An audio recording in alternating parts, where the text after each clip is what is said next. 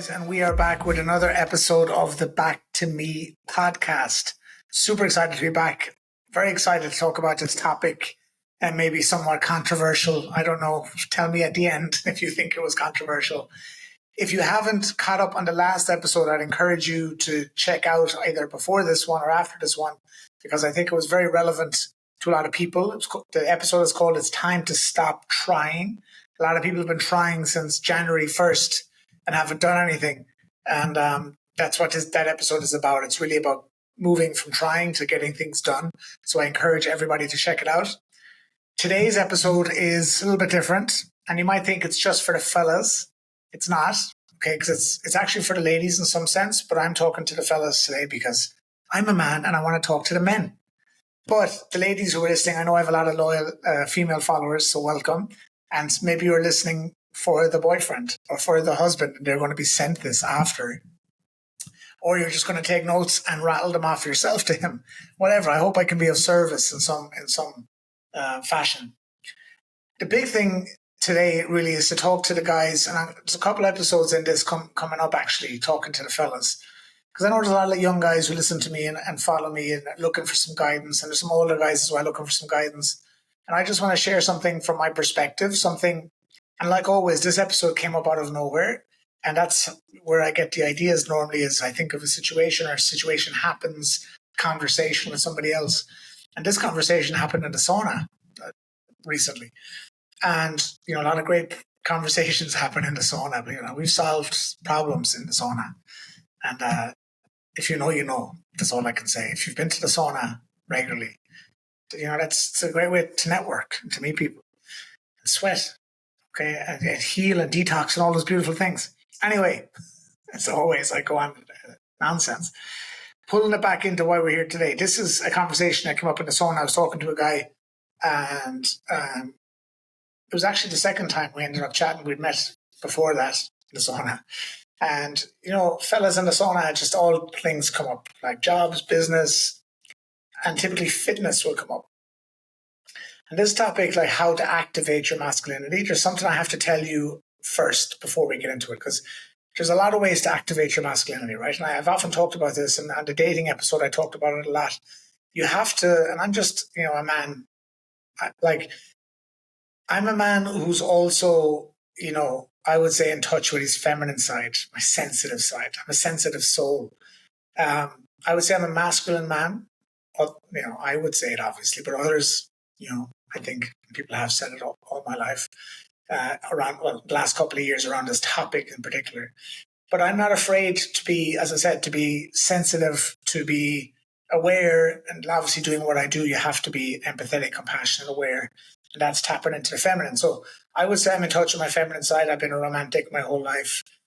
So this isn't about being a macho masculine man or this toxic masculinity, or it's not any of this, sometimes cartoonish version of masculinity. This is something I believe us fellas, us men, we have to do to activate our masculinity, to be in our most powerful self. Because I think a man has to be masculine to be in his power.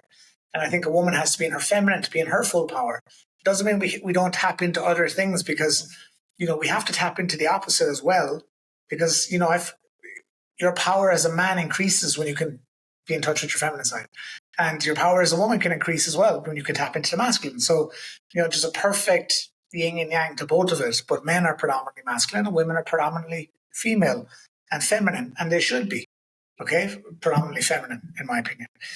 And for the fellas today, I think there's a huge shortage of masculinity in a lot of ways, which we're not going to get into politically anything sketchy today. But for this episode in particular, I'm going to assume a couple of things, right? I'm going to assume, the fellas who are listening, that you're already, somewhat masculine. And I'm going to give you a couple of things I think make you somewhat masculine. I'm going to assume that you are someone who takes care of themselves physically already, that you're in shape, okay, or that you're working on it at least. I'm going to assume you're someone in a job you like, okay? You're in a job you like, you're in a business you like, you got your career together around the way. It's important to you. You're not a bum at home eating pizza and playing video games all the time. Like, you're participating in society, you're contributing in the world, you're being of value in the marketplace. I'm going to assume that at this point here. I'm going to assume that you've done some work on yourself, that you've dove into yourself. You've been in some relationships, you're figuring stuff out. I'm not saying everything is perfect. I'm just assuming that you've done some work on yourself through the different challenges life gives you. I'm going to assume you're someone who keeps their word. You do what you say you'll do. I'm going to assume that, you have a desire to get better. Otherwise you wouldn't be here, I suppose, unless someone sent it to you. I'm going to assume you're good with your family. You don't have any crazy disputes going on, that you're man enough and aware enough and grown enough to let go of some things, to forgive. You forgive yourself, forgive others, to heal. I'm going to assume all those things. They're all keys to masculinity, right? So again, you worked on yourself, you continue to work on yourself, you're getting in shape physically, mentally, you're financially getting yourself in a good place, you're in a good career, in a good job, good business, you're an entrepreneur, or you're on the path. Okay, you value that. You're providing for yourself and others potentially. You do what you say you'll do. All of those things and everything else I mentioned. I'm going to assume that's already the case. Because if you don't have all of that, this next one, what I'm going to give you in this episode today is not going to make a difference. Okay, so what I'm giving you today in the episode, how to activate your masculinity, all of these other things have to happen first. You got to get shit done. You got to be, not afraid. And this is one I should add in, I suppose, to the list there is not being afraid to fail, not being afraid to swing the bat and have a go, not be afraid to move forward, not be afraid to take risks. The greatest risk is not taking any risk. I'm going to assume you have some man stuff already in place, right? All those things. And I could be forgetting some, but it's just off the top of my head. Provided all that's done, there's one other major thing you can do to activate your masculinity, I believe. And it's not the only thing, it's not that thing, but it's just one thing that does a good job of integrating all those other things, activating all those other things. And it does something to you as a man. And again, this will apply to girls as well. I'm just talking to the fellas today. So ladies, don't be upset. Like, that applies to men too. Yes, or to ladies too. It does. Absolutely. But we're talking about the fellas need some help too. They need some, there's lots of stuff for the ladies. There's not that much for the fellas. So this thing today, this came up in the sauna. I had a conversation with a guy. He's in good shape. He's in a good job. He seems smart. He's into, he seems well with it, focused. And he was asking me we're talking about training on different things and what we're doing and why we're doing it. And, different things came up like, what we've done in the past. So he's asking me, do I train for anything specific or, am I just training in general? Do I do any races or whatever? And I asked him, are you training for anything in particular or is it just to be in shape? Which is enough, by the way. If you're trying to be in shape, great. And he said, no, I'm just trying to be in shape. And he'd asked me, and high rocks came up. I've done a high rocks recently. Obviously, I've done a marathon. I've done a half marathon. I've done an adventure race. Now, I didn't get into all that, and I didn't talk about all that. But he'd asked me a couple of things, and I was like, yeah. And when I asked him, he's like, no, I've never done anything. I've never competed. I just do it for fun. And for me, the feeling that I had, and I ended up saying to him, I said, man, you need to compete. Okay, you need to compete. You need competition, not just with other people, but against yourself. You need to compete with yourself. And as I was talking to him, I had this idea for this episode of the podcast, and I had this feeling that like a lot of fellas, I think, are missing out on this beautiful ingredient of life, this gift in our DNA, this hidden, message / gift in our DNA that's in all fellas, I believe, that when we go out there and we have competition, it activates something in us. It activates our masculinity. Because you can train all day, but when you go out and you put yourself on the line against a clock, against other people, that does something different. There's a nervousness, there's an excitement, there's a pressure. There's all these different things that happen that make you have to figure shit out and get shit done and, trust yourself, discover about yourself. And I think all of that is part of masculinity. I think all of that is key for us fellas to continuously do that. Now, there's some people who've never competed, maybe since small school, right, and stuff. Someone like me, I've played sport my whole life. So in school, I played sport. I was into basketball and soccer. Believe it or not, they were my sports. And I played basketball all like, I think 23 or 4 is when I hurt my back. But that was in the National League team. We were training like crazy. I was training 6 days a week. And then you'd matches, you'd games on the weekend. And since I think under 13, I started. Under 12s. Even though in primary school, I remember we won the city and county championship. I was captain. But I remember there was excitement, but there was pressure because it's the final. And, so a lot of kids have that, but then they lose it as they get older. They play in primary or secondary or high school or wherever, and then they lose it. As soon as they get to 18, finish school, they stop. So I didn't. I played, as I said, I was playing basketball. Then I went back playing soccer. And even going out playing a match, you got to perform, otherwise you don't get picked for the team. I remember I went back playing soccer and just wanted to compete. And I remember I want to play.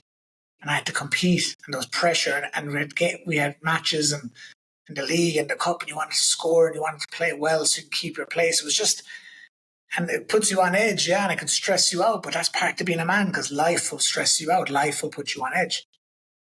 And so I was always into that. And then as I got older and traveled more and I was busy building businesses, that was my focus.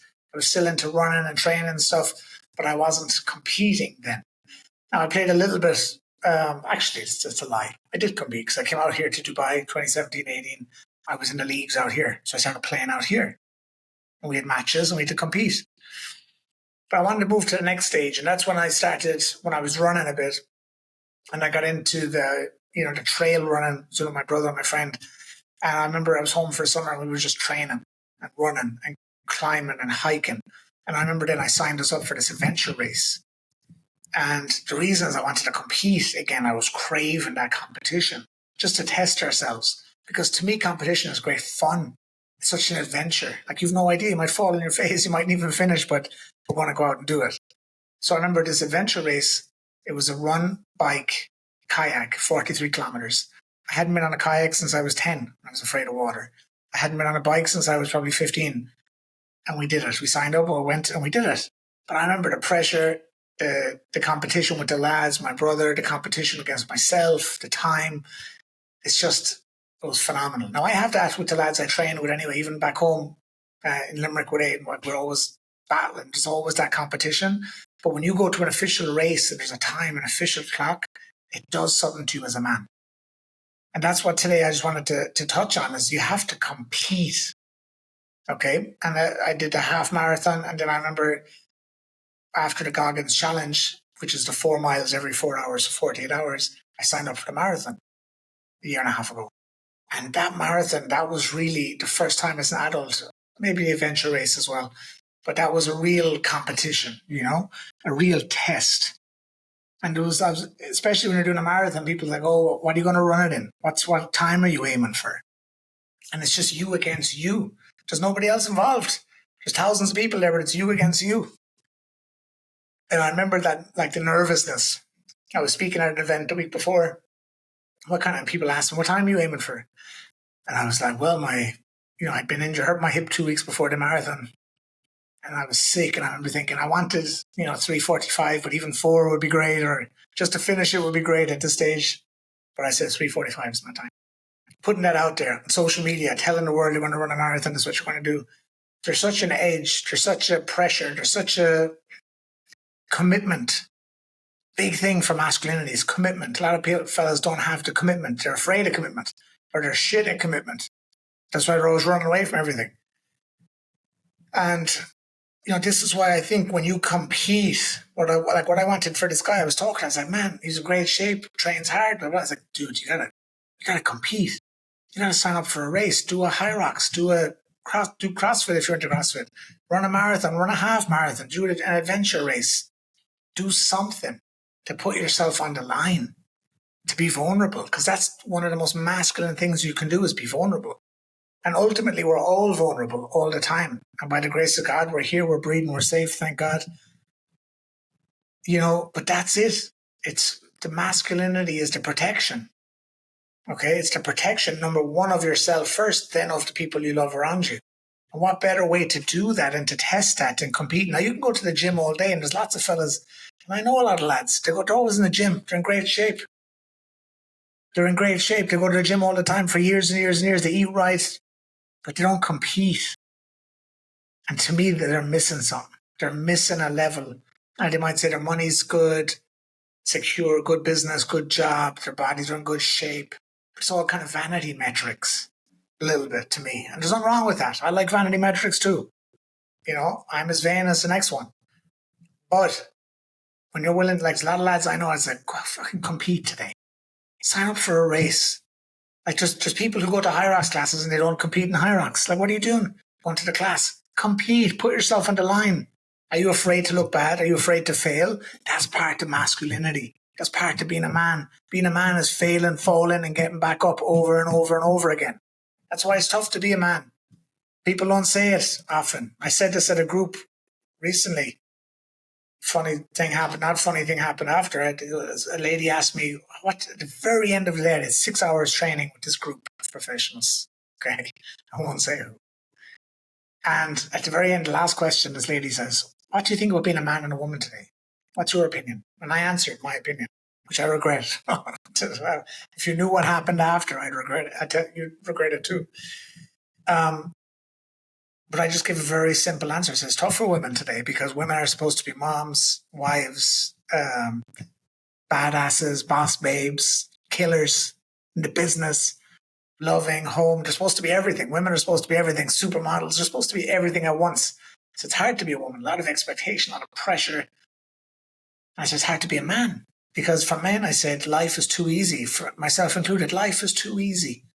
I don't have to get off the couch. I can order everything, especially when you live in these cities now. Everything is on an app. You can get shit food 24/7, junk food, fast food, processed food, everything delivered 24/7. Life is easy. A lot of people just get up, go to work, come home, book their vacation, blah, blah, blah, do a bit of gym, do a bit of sport in the weekend, but life is easy. I said, it's hard to be a man because life is so easy. What makes it hard is you have to go out and choose difficulty, choose discomfort. And if you follow me for a while, you know I talked about this a lot. Like, you have to seek discomfort because you have to condition yourself. You have to toughen yourself up a bit. Like, you have to be resilient. I don't mean toughen up as like be a tough guy. No, I'm saying resilient. And resilient means you're strong without words. A lot of people are loud and they think they're strong. That's not strong. Strong, I often say, real confidence is silent. So the resilience you have to build. And especially if you're an entrepreneur, if there's any guys who are entrepreneurs listening to this, it's even more important. Like, being an entrepreneur is the toughest journey. I think one of the toughest journeys you can do. I'm an entrepreneur since 2010, 14 years, imagine. Like, can't believe it, 14 years. These young guys think they know. They don't know. 14 years, the amount of shit you have to deal with, the amount of up and down, failure, the amount of resilience, things I've been through. If you guys, some of these young guns, they think they know, they don't know.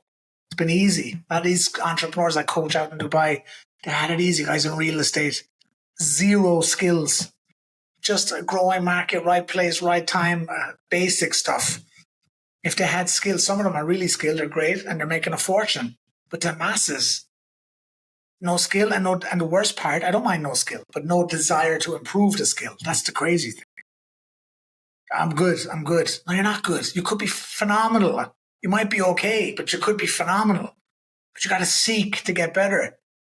And that's the masculinity, to get in the trenches, to dig deep. And, as an entrepreneur, you're competing, because if you don't compete, you don't make money, you don't have food, you can't pay your rent, all these things. So I'm in competitions. Like, I know earlier I said the races when I was older, but since 2010, since I decided to work for myself, I'm competing. And if I don't win, I lose, I fail, I go hungry. Okay, so maybe that's why I'm extra passionate about this topic. But if you're a guy now and you're fit and you're in a relationship and you're in a good job or you're in a business that's growing, you got to compete.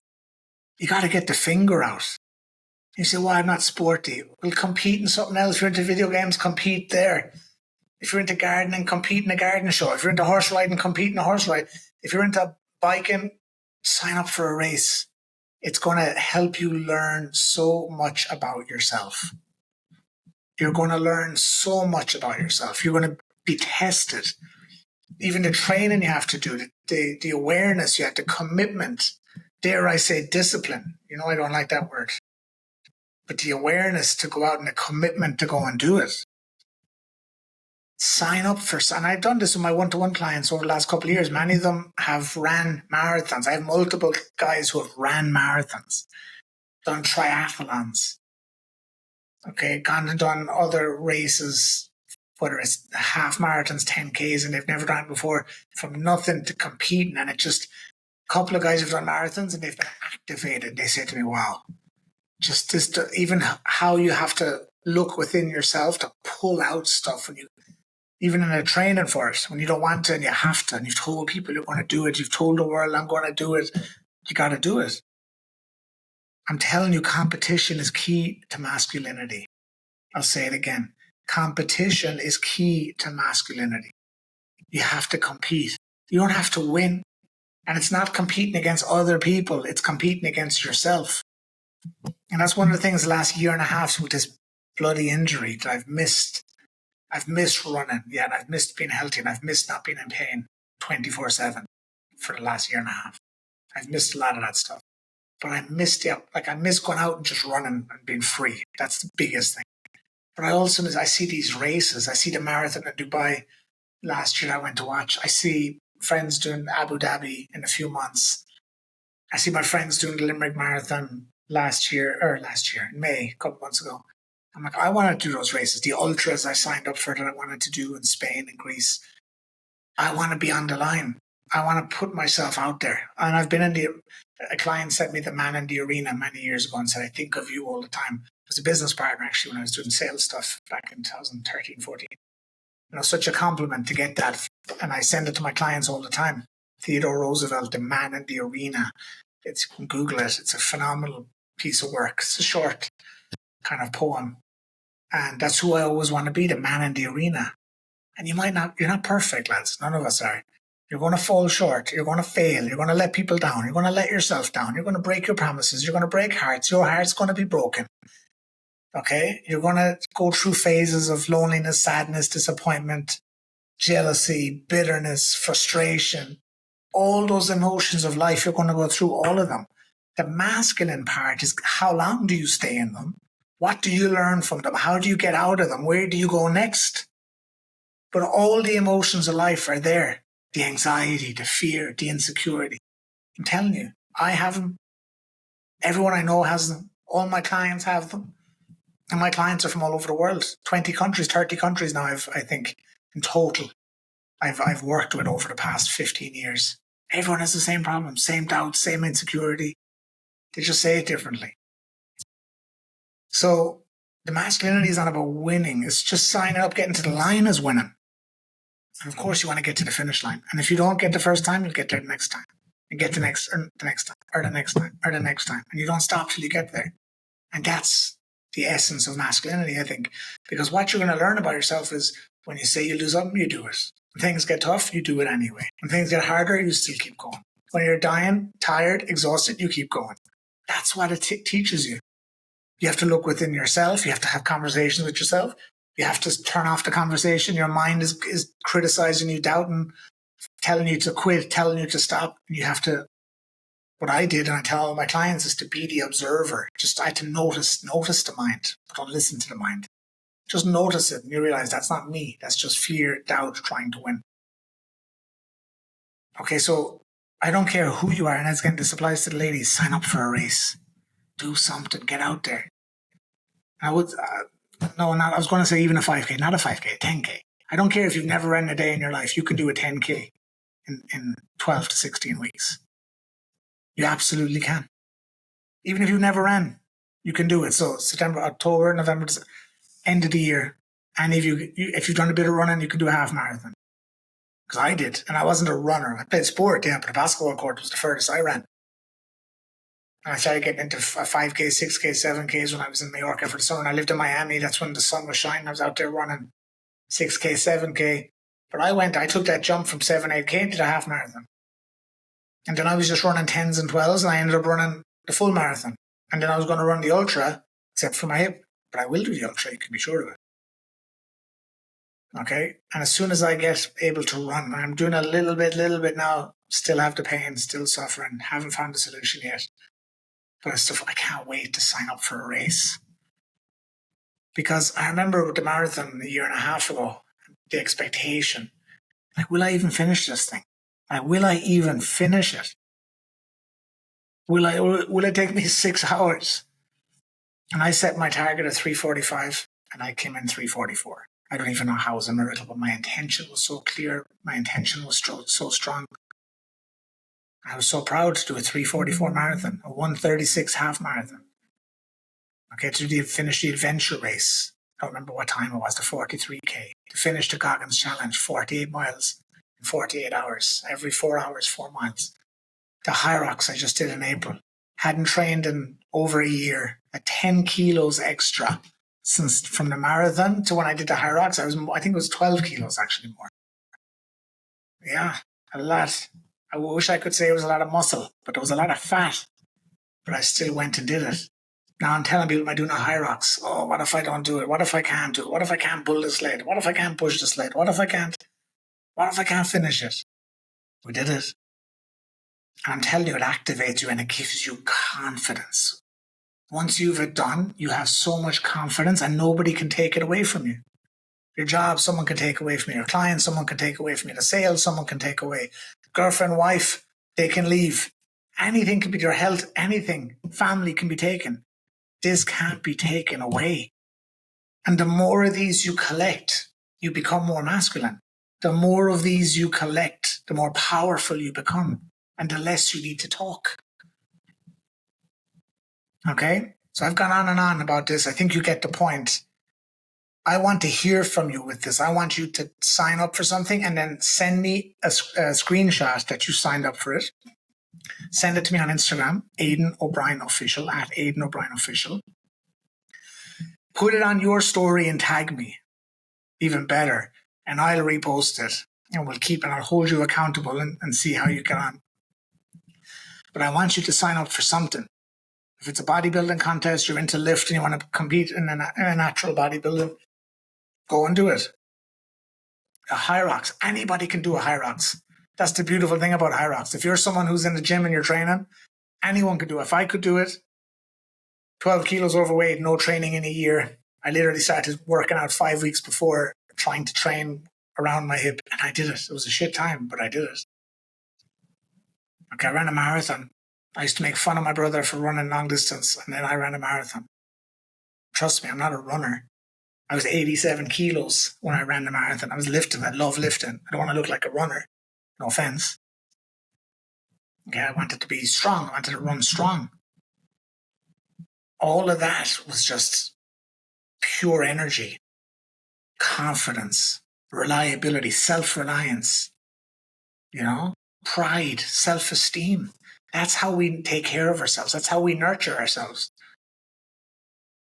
We nurture ourselves by showing ourselves what we're capable of, and it goes deeper, not for today, but when you realize when we do with my clients, divorcing the parents, cutting the cords, breaking the bondage from the parents and college and school, all these things, childhood, to free yourself, to find autonomy, to find liberty.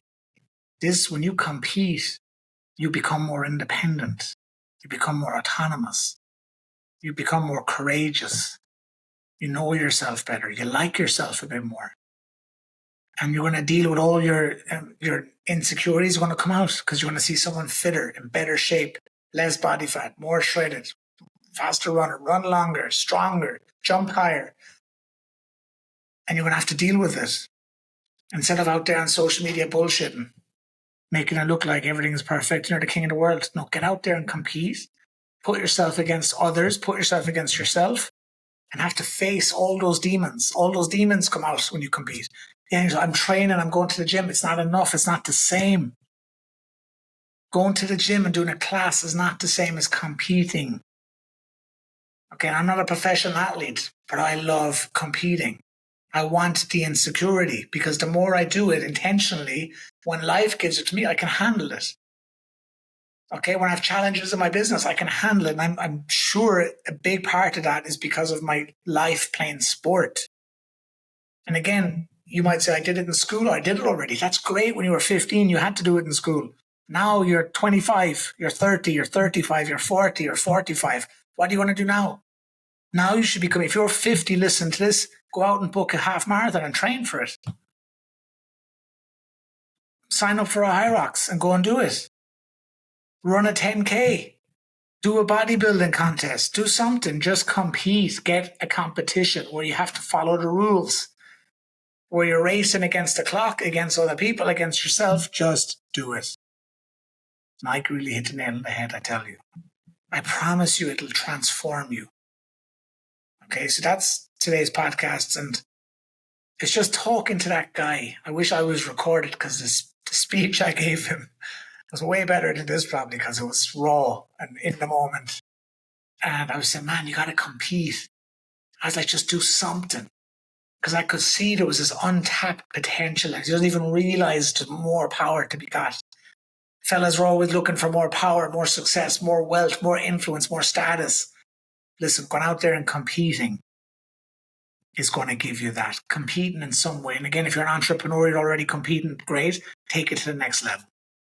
Because I know a lot of entrepreneurs, they don't play sport, they don't train. It's just not in their identity.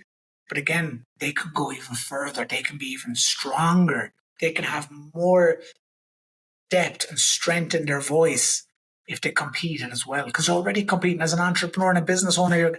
Every day, you're competing in the business world. You got to be a fighter. You got to be ready. Even in my business, coaching, it's very, heart-based and wonderful and loving and all that. You got to compete. You got to deal with bullshit and everything. So if you're an entrepreneur, you got to get after it. If you're in the career, you got to get after it. Just get after it. Something. And it's yours. It doesn't matter what anybody else is doing. It's about you. And if you're like, oh, I'm afraid how I look, that's something you got to deal with. Everything that comes up, here's the last thing I'll say. Everything that comes up that you feel before signing up, when you sign up, after signing up, before you do it, I'm telling you get all these different emotions and fears and doubts. It's all communication. It's all communication. It's all telling you. It's all helping you deal. It's coming up to the surface from your subconscious. Imagine I told you all those insecurities are a chance to free yourself. Every time your fear comes up, think of it, and this is even if you don't compete. But think about when you're sick. Being sick is your body telling you to heal. Being sick is a beautiful thing in a way. You could flip the frame. I got chills there because it's so profound yet simple. When your body is sick, it's telling you something. You get a fever, something's off.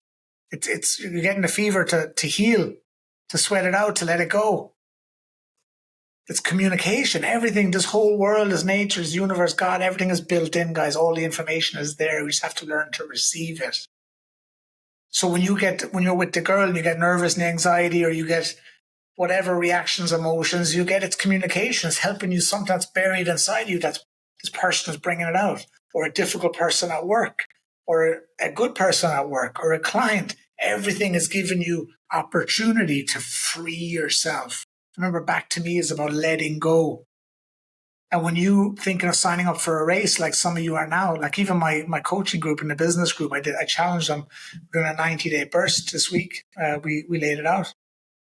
They're going to have doubts because we set up massive accountability. They're going to have massive doubts, fears. What if I don't? What if I can't do it? That's all telling them something. That's all an opportunity. That's all giving them. It's all just information and every bit of the ether around them, everything, every thought, every feeling, just information packed in there to help you heal, to help you figure yourself out, to help you grow, to help you take leaps forward towards your potential so your spirit can ascend, so you can evolve. Everything is communication. So that's why competing, you're going to feel all these new things coming up.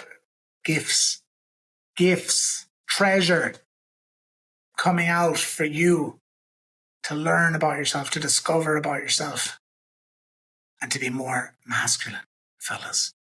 And ladies, just to be more stronger, to be more resilient, to strengthen your masculinity. Okay? And the masculine and feminine is going to mix and blend all the time throughout life. But I'm telling you, as a minimum for the fellas, we have to put ourselves on the line because life is on the line. Just you breathing, waking up is on the line. You're in a relationship, you're on the line. You have kids, you're on the line. You're in a job, you're on the line. You're in a business, you're always on the line. When we're always on the line, we're never coming off the line. As a man, men, we are never coming off the line. And we have to get stronger, better, faster, ready to be on the line. Because shit is always going to happen and come, no matter who you are. And you're just in denial if you're not. And we have to go out there and figure out ways so we can train ourselves, develop ourselves, strengthen ourselves. And the biggest strength is the awareness and the clarity to let go and have no fear and to be loose and not have to convince or to sell or to force or to control, but just to breathe, surrender, and allow. And know that you put yourself on the line so much that nobody else can come and put you on the line because you're already on the line. Because you already put yourself on the line first. And yes, as a man, that is your duty. That is our duty. We have to put ourselves on the line. The ladies don't have to, and they do anyway. They do anyway. They're putting themselves on the line by being with you, the man. Right? All the ladies saying, hell yeah. Damn right, Aidan. I'm putting myself on the line just by being with him. It's true. The ladies put them on the line. They're trusting you. They're giving themselves to you. They're being vulnerable to you. Least you can do is go out and put yourself on the line to grow and strengthen and get resolve and build your character and become dependable for yourself first. And you do that in the best way. Like I said, all the things I said at the beginning count, but the best way is to compete. Rightio, guys, this is a slightly longer episode, but I'm very passionate about this topic and I absolutely would love to engage in conversation with you. So if you like this, leave a review, leave a comment, send me a message on Instagram at Aidan O'Brien Official. I love to hear from you. If you are signing up for something, don't wait. Do it now. Do it while the energy is there, the focus, the attention is there now. Do it. Put it on your story. Announce it. I'm doing this. Tell the world. It's what visionaries do. They tell the world and then they figure it out after. Tag me at Aidan O'Brien Official so I can hold you accountable, so I can see that you do it and so that I can celebrate you after you do it. Put it up. The proof that you signed up for something, a race, a high rocks, a bodybuilding, whatever, just something. A bike, a kayak. I can't think of any more, but you know what I'm saying. Whatever you're into, a competition along those lines. Let me know. Let me know if this resonated. My info is below. Email is info@theaidanobrien.com. info@theaidanobrien.com. My website is theaidanobrien.com. theaidanobrien.com. If you're interested in coaching, you want to get serious for the end of the year, book a call with me now. Okay, talk to me. I talk with everyone directly. Every person that comes in, I speak with everyone, not a team, not a member of my team, me personally, because I want to make sure you're the right fit. I want to make sure that my program, that I'm the right fit for you. And then we get some work done. And we get your 2025 already running. I'm not waiting until January. We're starting now. So if that's interesting to you, book a call and talk to me about coaching. There's lots of different options there that we can do. If you have a company, you have an event, you want me to come, book a call, and I look forward to talking to you. That's today's episode. I will see you in the next one. Peace.